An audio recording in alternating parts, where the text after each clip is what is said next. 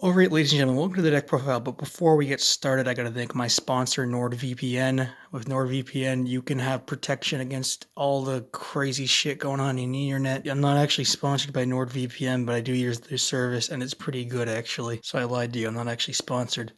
Today we're doing an X-Antibody deck profile, and it's going to be a combination of Dorugoramon and Alphamon. And for the time being, I think that's a pretty decent way to play the deck. Although in BT9, I feel like it kind of splinters where you'll either play Alphamon or Dorugoramon. Honestly, I think I'm going to build both in real life and kind of play with both because I really like both Digimon. Dorumon's one of my favorite rookies. Dorugamon's probably my favorite champion. So of course I'm going to put some cards together and play this deck. Starting things off with the level 6s, of course we have 4 Alphamon. So this card is just very versatile. It has the ability to help you set up, it lets you attack over anything, and it is a security card for some reason as well. It's also a very cheap evolution cost.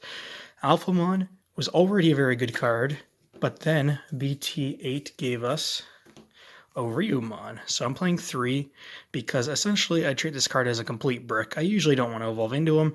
I just want to put him underneath Alphamon because he has that inherited skill that once per turn when attacking, if he has Alphamon in his name, unsuspend him, which means yes, you get 2 memory when Alphamon attacks at the end of the battle, and then he attacks again and you get another 2 memory. So you can see just how crazy that is. Ouryumon, again, I don't treat him as a level 6, but sometimes maybe you'll have to evolve into him. So in a sense then, I'm really playing just 4 Alphamon, 3 Ouryumon to support him, and then 2 Dorugoramon, as really I'm playing 6 level 6s the way I look at it, because again, Ouryumon's just being used to put underneath Alphamon. So Dorugoramon is actually pretty good removal. In the current metagame, there's a lot of Digimon that stick around on the field that aren't high level. Plus, you're not always trying to remove Mega level Digimon, so having his ability to remove typically Ultimate level and below, and hitting 2 of them at once is super good, as well as the fact that he's self-sufficient for putting things underneath him and gains a lot of attack on his own. I think 2 is nice. He's just a decent surprise option. He's pretty good removal. And sometimes removal in AoE form like this is actually a really good defense because then it can't get at you next turn. And overall, playing 6 megas that we want to evolve into and 3 backups, I guess, that we could if we really needed to, you get a lot of options. So going on to the level 5s, I usually keep my level 5 stack short, about 4 to 6 copies.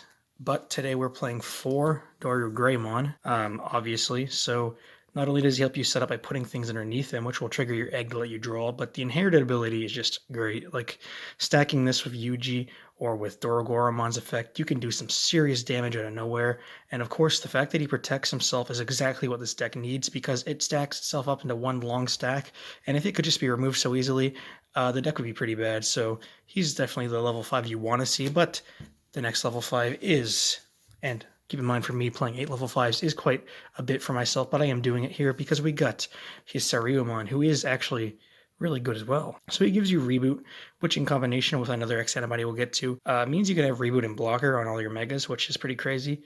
But he's got a pretty unique effect if it ever comes up. So of course, if you use Yuji, like if he attacks, you use Yuji, put a card underneath him, then you can evolve into something in your hand for 1 less. So that means you can evolve an Alphamon for 2, which means at the end of the battle, you'll gain 2 memory and your turn will continue. So in a lot of ways, that can actually help you evolve into Alphamon for free and just continue doing your turn. So Hisyaryumon has a lot of interesting ways that you can use him. He's very flexible, and honestly, just having a level 5 with X-Antibody makes him that good. Going on to level 4s, of course, we got 4 Dorugamon. Like I said before, he's probably one of my favorite champion level Digimon. The inherited effect is really nice, having that extra 1000 on all turns is just like cool. Having a blocker with the X-Antibody, it doesn't come up as often as you think because you need another X-Antibody on field. And this deck kind of goes for stacking everything to one pile, but it is something nice to have. And, just having the X-Antibody that you can search with all your X-Antibody searches is the main reason why you want to run a lot of these X-Antibodies anyway. Of course, next we also have 4 Ginryumon. So combined with Hisyaryumon gives you Reboot. This one gives you Blocker, and that is a really good strategy. Of course, just having Blocker on anything is also not a bad thing at all. And like I said, he's just got X-Antibody. So we got 2 DarkTyrannomon. He's the 1-cost evolution blocker. And if you're trying to be memory efficient, you can never go wrong with these things. I'm just playing 2 of these and 2 Shademon, who is a blocker who cannot attack at all. But if he shows up in your security, he gets played at the end of the battle. So, that is just kind of a crazy clutch little thing that can happen. Of course, the artwork is freaking sick.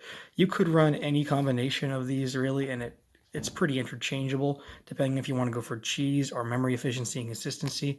As you can see, I'm playing a little bit of both for now. And then, of course, we have one tech with Grumblemon, just like any of the hybrids who evolve on the Tamers. When you're playing a few Tamers, why not just put one of these in for a surprise attack? Sometimes it happens, and that's why he's there. Moving on to the rookies, of course, we have 4 Dorumons.